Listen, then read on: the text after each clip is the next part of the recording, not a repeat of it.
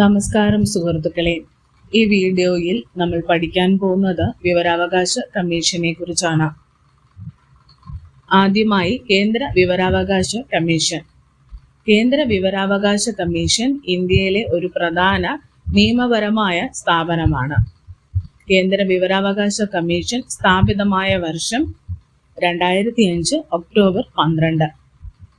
കേന്ദ്ര വിവരാവകാശ കമ്മീഷന്റെ ആസ്ഥാനം ന്യൂഡൽഹിയാണ്. വിവരാവകാശ നിയമം 2005 വകുപ്പ് 12 പ്രകാരം കേന്ദ്ര വിവരാവകാശ കമ്മീഷൻ സ്ഥാപിതമായി. വിവരാവകാശ നിയമം പാസാക്കിയ പാർലമെന്റ് 14 ലോക്സഭയാണ്. അപ്പോൾ കേന്ദ്ര വിവരാവകാശ കമ്മീഷൻ സ്ഥാപിതമായത് 2005 ഒക്ടോബർ 12 കേന്ദ്ര വിവരാവകാശ കമ്മീഷന്റെ മേധാവിയാണ് മുഖ്യ വിവരാവകാശ കമ്മീഷണർ. നിലവിലെ മുഖ്യ വിവരാവകാശ കമ്മീഷണർ രാജ്കുമാർ ഗോയൽ. ആദ്യത്തെ മുഖ്യ വിവരാവകാശ കമ്മീഷണർ വജാഹത്ത് ഹബീബുള്ള. അപ്പോൾ നിലവിലെ മുഖ്യ വിവരാവകാശ കമ്മീഷണർ ആരാണ്? രാജ്കുമാർ ഗോയലാണ്. കേന്ദ്ര മുഖ്യ വിവരാവകാശ കമ്മീഷണറെയും മറ്റു കമ്മീഷണർമാരെയും നിയമിക്കുന്നത് ഇന്ത്യയുടെ രാഷ്ട്രപതിയാണ്. മുഖ്യ വിവരാവകാശ കമ്മീഷണറെയും മറ്റ് കമ്മീഷണർമാരെയും ശുപാർശ ചെയ്യുന്ന സമിതി പ്രധാനമന്ത്രി, ലോക്സഭയിലെ പ്രതിപക്ഷ നേതാവ്, പ്രധാനമന്ത്രി നിർദ്ദേശിക്കുന്ന ഒരു കേന്ദ്ര ക്യാബിനറ്റ് മന്ത്രി. ഇവരുടെ അധ്യക്ഷൻ എന്ന് പറയുന്നത് പ്രധാനമന്ത്രിയാണ്. കേന്ദ്ര വിവരാവകാശ കമ്മീഷൻ അംഗങ്ങളുടെ കാലാവധി 3 വർഷം അല്ലെങ്കിൽ 65 വയസ്സുവരെയാണ്. പുനർനിയമനത്തിന് അർഹതയില്ല. അപ്പോൾ കേന്ദ്ര വിവരാവകാശ കമ്മീഷൻ അംഗങ്ങളുടെ കാലാവധി 3 വർഷം അല്ലെങ്കിൽ 65 വയസ്സുവരെയാണ്. മുഖ്യ വിവരാവകാശ കമ്മീഷണർ ചെയ്യുന്ന പ്രധാന പ്രവർത്തനങ്ങൾ എന്തൊക്കെ? 1. വിവരാവകാശ അപേക്ഷയിലെ അപ്പീലുകൾ പരിശോധിക്കുക. 2. സർക്കാർ വകുപ്പുകളിൽ നിന്ന് വിവരങ്ങൾ നൽകാൻ നിർദ്ദേശിക്കുക. 3. പരാതികൾ പരിഹരിക്കുക. 4. സുതാര്യത ഉറപ്പാക്കുക. 5. പൊതുസ്ഥാപനങ്ങളുടെ പ്രവർത്തന മേൽനോട്ടം വഹിക്കുക. കേന്ദ്ര വിവരാവകാശ കമ്മീഷനിലെ അംഗസംഖ്യ മുഖ്യ വിവരാവകാശ കമ്മീഷണറും പരമാവധി 10 കമ്മീഷണർമാരുമാണ് കേന്ദ്ര വിവരാവകാശ കമ്മീഷനിലെ അംഗസംഖ്യ.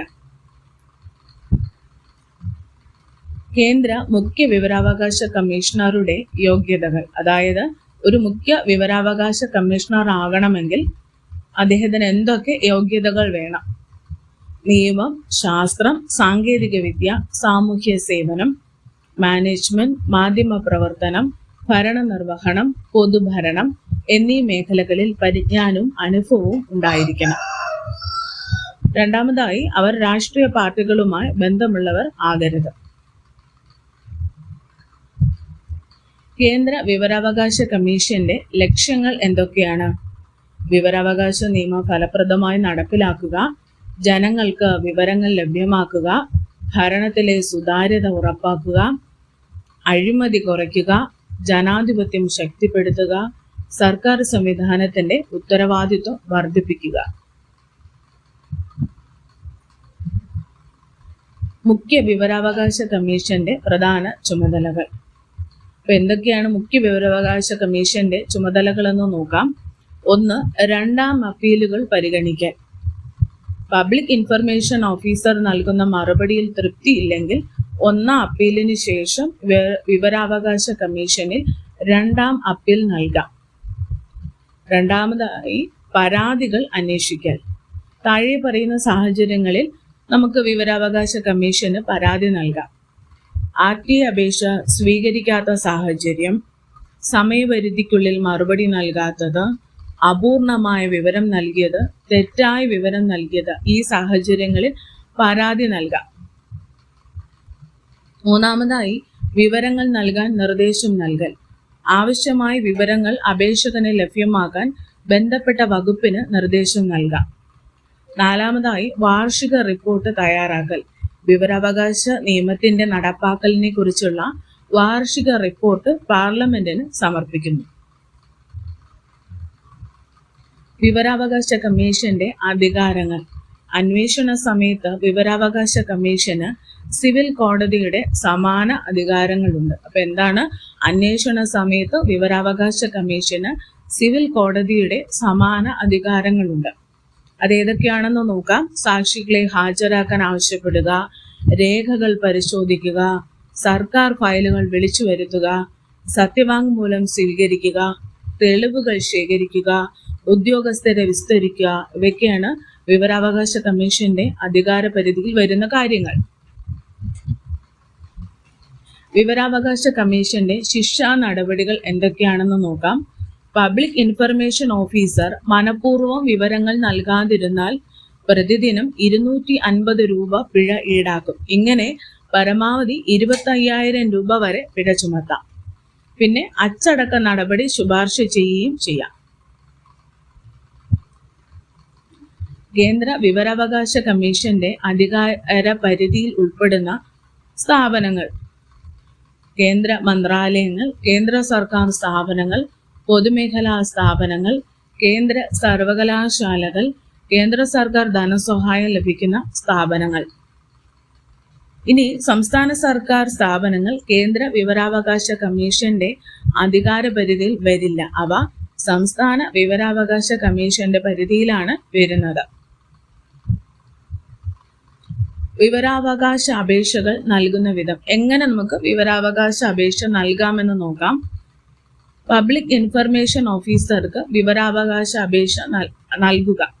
30 ദിവസത്തിനകം മറുപടി ലഭിക്കണം. തൃപ്തികരമല്ലെങ്കിൽ ഫസ്റ്റ് അപ്പീൽ നൽകുക. ഫസ്റ്റ് അപ്പീലിന് ലഭിച്ച മറുപടി തൃപ്തികരമല്ലെങ്കിൽ സെക്കൻഡ് അപ്പീല് വിവരാവകാശ കമ്മീഷനിൽ സമർപ്പിക്കുക. വിവരാവകാശ കമ്മീഷൻ കേസ് പരിഗണിച്ച് അന്തിമ തീരുമാനം നൽകും. അപ്പൊ ഈ വിധത്തിലാണ് വിവരാവകാശ അപേക്ഷകൾ നൽകേണ്ടത്. വിവരാവകാശ അപേക്ഷയുടെ ഫീസ്. അപേക്ഷാ ഫീസ് 10 രൂപയാണ്.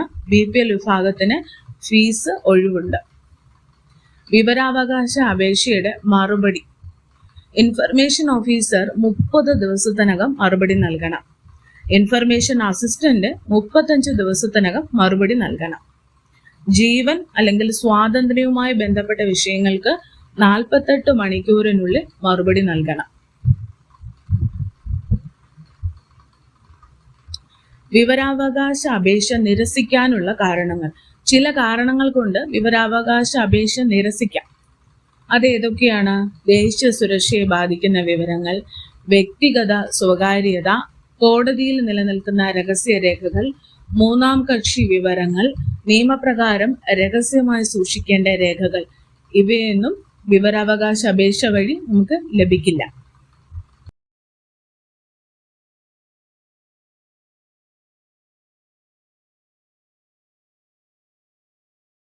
അടുത്തതായി വിവരാവകാശ അപേക്ഷയിലെ ഹിയറിംഗ് പ്രോസസ് എങ്ങനെ നടക്കുന്നു എന്ന് നോക്കാം. വിവരാവകാശ അപ്പീൽ വിവരാവകാശ കമ്മീഷൻ പരിഗണിക്കുമ്പോൾ ഹിയറിംഗ് നടത്താം. ഹിയറിംഗിൽ അപേക്ഷകനും സർക്കാർ ഉദ്യോഗസ്ഥനും പങ്കെടുക്കും. കമ്മീഷൻ ഇരുവശവും കേൾക്കും, രേഖകൾ പരിശോധിക്കും. വിവരാവകാശ നിയമപ്രകാരം ലഭ്യമാകുന്ന വിവരങ്ങൾ: സർക്കാർ രേഖകൾ, ഫയൽ നോട്ടുകൾ, പദ്ധതികളുടെ വിവരങ്ങൾ, ബജറ്റ് വിവരങ്ങൾ, സർക്കാർ കരാറുകൾ, ഇതൊക്കെ നമുക്ക് വിവരാവകാശ നിയമപ്രകാരം ലഭ്യമാകുന്ന വിവരങ്ങളാണ്.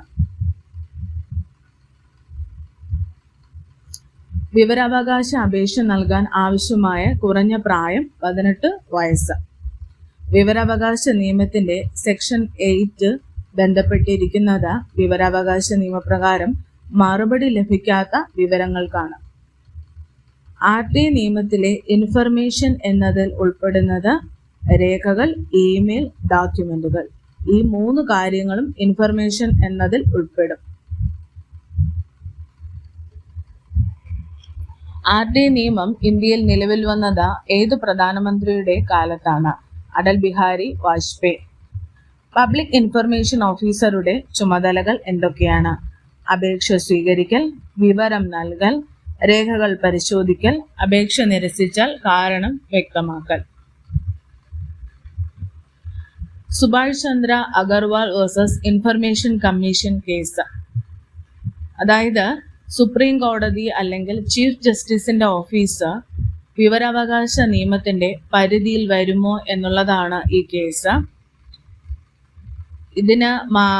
ഇതിന്റെ വിധി വന്നത് സുപ്രീം കോടതി ചീഫ് ജസ്റ്റിസിന്റെ ഓഫീസ് പബ്ലിക് അതോറിറ്റിയാണ്.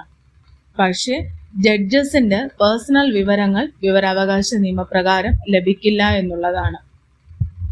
കേന്ദ്ര വിവരാവകാശ കമ്മീഷന്റെ അധികാരങ്ങൾ RTI നിയമത്തിലെ വകുപ്പ് 18, 19, 20, 25 എന്നിവ പ്രകാരമാണ് കേന്ദ്ര വിവരാവകാശ കമ്മീഷന് അധികാരങ്ങൾ ലഭിച്ചിരിക്കുന്നത്. വിവരാവകാശ നിയമം ഭരണഘടനയിലെ ഏത് അവകാശവുമായി ബന്ധപ്പെട്ടിരിക്കുന്നു? അഭിപ്രായ സ്വാതന്ത്ര്യവും ആവിഷ്കാര സ്വാതന്ത്ര്യവും. ഭരണഘടനാ അനുച്ഛേദം 19(1)(a) പ്രകാരമാണ്. RTI നിയമം നടപ്പിലാക്കിയ ആദ്യ ഇന്ത്യൻ സംസ്ഥാനം തമിഴ്നാടുവാണ് 1997. ലോകത്ത് ആദ്യം വിവരാവകാശ കമ്മീഷൻ നിലവിൽ വന്ന രാജ്യം സ്വീഡനാണ്. RTI പ്രകാരം വിവരങ്ങൾ ആവശ്യപ്പെടാൻ അർഹർ ആരാണ്? ഇന്ത്യൻ പൗരന്മാർ. ഇന്ത്യൻ പൗരന്മാർക്ക് മാത്രമേ വിവരാവകാശ നിയമപ്രകാരം വിവരങ്ങൾ ആവശ്യപ്പെടാൻ കഴിയൂ. RTI നിയമത്തിൽ ആകെ എത്ര വകുപ്പുകളുണ്ട്? 31 വകുപ്പുകളാണ്. RTI നിയമത്തിൽ 2 ഷെഡ്യൂളുകളും ഉണ്ട്. ഇന്ത്യയിലെ ആദ്യത്തെ വനിതാ മുഖ്യ വിവരാവകാശ കമ്മീഷണർ ദീപക് സന്ധുവാണ്. വിവരാവകാശ നിയമം ജമ്മു കാശ്മീരിൽ പൂർണ്ണമായും ബാധകമായത് എപ്പോൾ? 2019 ശേഷം. RTI നിയമത്തിൽ നിന്നും ഒഴിവാക്കിയിരിക്കുന്ന ചില രഹസ്യാന്വേഷണ ഏജൻസികൾ ഏത് ഷെഡ്യൂളിലാണ് പറഞ്ഞിരിക്കുന്നത്? 2-ാം ഷെഡ്യൂളിൽ. കേന്ദ്ര വിവരാവകാശ കമ്മീഷന് സംസ്ഥാന വിവരാവകാശ കമ്മീഷനുമേൽ നിയന്ത്രണമുണ്ടോ? ഇല്ല എന്നുള്ളതാണ്. കേന്ദ്ര വിവരാവകാശ കമ്മീഷന് സംസ്ഥാന വിവരാവകാശ കമ്മീഷനുമേൽ യാതൊരു നിയന്ത്രണവുമില്ല. ഇതൊരു സ്വതന്ത്ര സ്ഥാപനമാണ്. വിവരാവകാശത്തിന്റെ മുൻഗാമി എന്നറിയപ്പെടുന്ന നിയമം 2002 ഫ്രീഡം ഓഫ് ഇൻഫർമേഷൻ ആക്ട് ആണ്. വിവരാവകാശ കമ്മീഷൻ നിലവിൽ വരാനായി പ്രവർത്തിച്ച സംഘടന മസ്ദൂർ കിസാൻ ശക്തി സംഗഠൻ എന്ന സംഘടന. ഡിജിറ്റൽ പേഴ്സണൽ ഡാറ്റ പ്രൊട്ടക്ഷൻ 2023 നിയമത്തിലെ സെക്ഷൻ 44(3) വഴി 2005 വിവരാവകാശ നിയമത്തിലെ സെക്ഷൻ 8(1)(j) ഭേദഗതി ചെയ്യപ്പെട്ടിട്ടുണ്ട്. ഇതനുസരിച്ച് ഏതെങ്കിലും വ്യക്തിയുടെ സ്വകാര്യ വിവരങ്ങൾ വെളിപ്പെടുത്തുന്നതിൽ നിന്നും വിവരാവകാശ നിയമത്തിൽ ഇളവ് ലഭിക്കുന്നു. അതായത് വ്യക്തിഗത വിവരങ്ങൾ പൊതുജനങ്ങൾക്ക് ലഭ്യമാകുന്നതിൽ നിന്നും ഒഴിവാക്കപ്പെടുന്നു.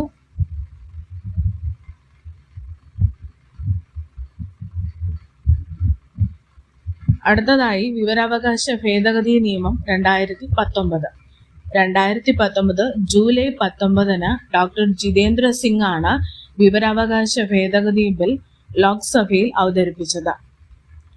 ഈ നിയമപ്രകാരം കേന്ദ്ര സംസ്ഥാന മുഖ്യ വിവരാവകാശ കമ്മീഷണർമാരുടെയും മറ്റ് ഇൻഫർമേഷൻ കമ്മീഷണർമാരുടെയും സേവന കാലാവധി 5 വർഷമായി നിശ്ചയിച്ചിരുന്ന പഴയ നിയമം ഈ ഭേദഗതിയിലൂടെ മാറ്റം വരുത്തി. ഇനി മുതൽ ഇവരുടെ കാലാവധി കേന്ദ്ര സർക്കാർ വിജ്ഞാപനം വഴി തീരുമാനിക്കും.